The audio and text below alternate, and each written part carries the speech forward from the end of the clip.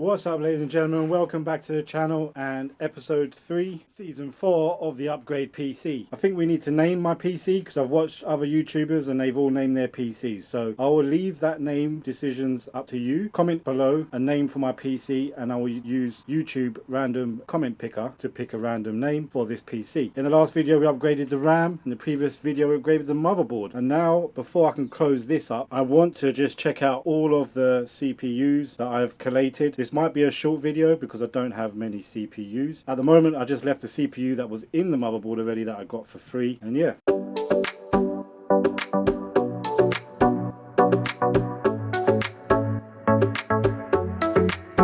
And these are the CPUs I've collated to date. There's 9 CPUs, 2 of which we already have seen before in the previous videos. So really, we are looking at these CPUs. I've already labeled them of what they are. An i5-440, an i5-760, a Pentium G850, another Pentium 4, i7-600, and an i3-2120. And this is a Pentium 4, but I can't read the name, can't read the writing on there. The only one with sort of prongs at the back of it, which is why it's in this little case. And obviously I've got the CPU in my old motherboard, but we already know what that is and what that does. And as I've learned from CPUs, the only thing we're looking for really is more cores, more threads, and more clock speed. And obviously it needs to be compatible with this motherboard. So what I'm going to do is I'm going to punch in all of this data for the CPUs in the spreadsheet, see if there's one better, or if there's not, we are remaining with the CPU that's in this rig. Now, one other thing I did want to tell you guys, you are almost at 500 subscribers for this channel. So, and yeah, under 500, so we need 47 more subscribers, and that's going to activate the giveaway for the Hall Effect controller that I need to probably start getting ready because you guys are chomping up that subscription. So thank you very much. And yeah, let me punch these numbers into the spreadsheet and see where we're at. So I've punched in all the data for all of the CPUs, and the winner is in my PC already, which is the i7-6700K at 4 gigahertz, but only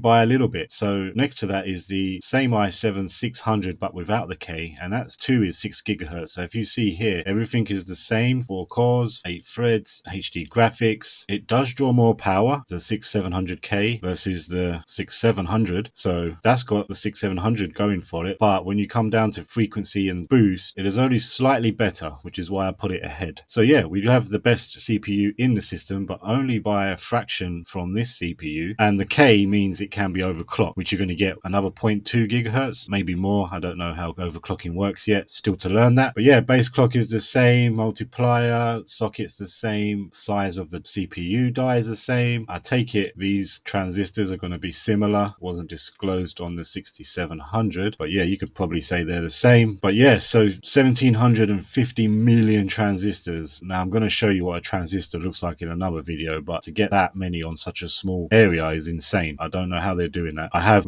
saw a video about how they do it, which is silicone, etc. But man, that's a lot of transistors to put on such a small area, which is a jump up. So this was my in orange here was what was in the system already previously. Sorry. Yeah, so we jumped up. So the release date of the 6700K was 2015, and we jumped up 4 years, and we are only 6 years behind the very best CPU out at the moment, which I believe is the i7-12700KF. Let me know your thoughts if that's the best CPU out there. It does draw 125 watts. So, but yeah, so I believe that's the best CPU out there as of 2024, as of this video. So yeah, we're only 6 years behind. So we made a big jump, and we are not too far off the leading CPU at the moment. Now, other than that, everything seems the same from the 6700, which came out just a month before. But man, I did not know about. I wanted to just talk about this. So I need to learn what these are, because as you can see, over the years, they just got more and more features. So MMX, SSE, SSE2, 3, SSSE 3, SS 4.2, etc. boost. And yeah, so that these two are pretty much the same, but they just kept adding features. Now, no idea what these features are, etc. And when it was released, it was £268. So that's it, guys. Really, the CPU I have in there is the best one, only by a slight margin over the 6700. There was a better CPU I was sitting on, which was better than my original CPU I had in the system, which was the i5-4440. Again, it's pretty good, but it just had less threads, so it lost out by like that, it was slightly less frequency,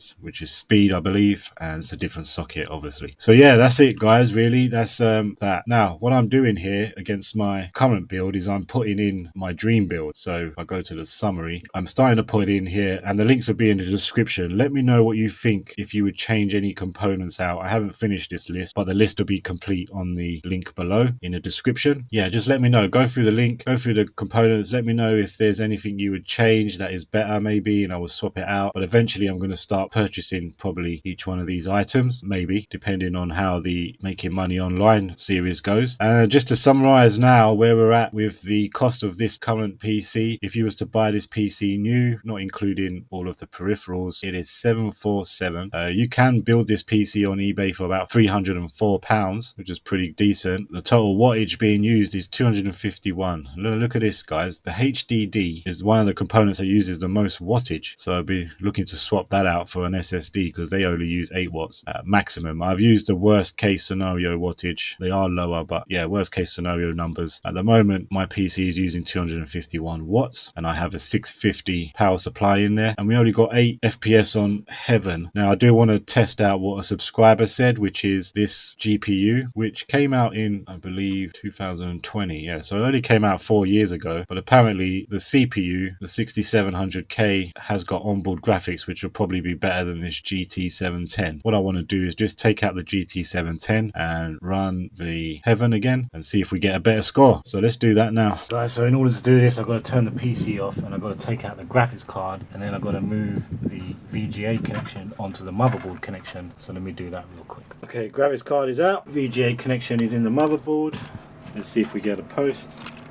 Yes, still post, so the motherboard VGA connection works, we know that. And you got Heaven loading. I will say that the colours look a bit more vibrant for some reason. That's one thing I've noticed at the moment. And we just got an error message saying that it doesn't recognise the GPU monitor plugin, doesn't have direct 3D11, blah blah blah blah. So it looks like the onboard graphics doesn't even run Heaven, so I can't do the benchmark. There we have it, guys. I am going to stick with the CPU that's in there. We've got a new motherboard. We're going to stick with the GPU that's in there. Maybe he meant in the game it might be better, so I'll try it once we get everything upgraded in this series when we've come to the end. I'm going to stick with this cooler because it's keeping this CPU cool to around 35 degrees, so why not? Now, before I close this up, I've still got to get the IO shield. I've got to figure out how I'm going to mount this HD drive. Still not good, and I do want to utilize the additional fan and maybe get rid of one of the wires at the back there so I can clean that up a bit, and yeah, utilize that fan header because there is one there, and then I'll be able to close this up. I think these are about $10 or so, the trays, the factual design trays. Well, I've got to look in my other cases that I've managed to get and see if I've got a tray. And an IO shield, well, I either cut up one of the ones I have to make it fit, or I think they're a couple of bucks on eBay, so I might just buy that just to complete it. I don't need it, but just to be on the safe side in case anything touches on the,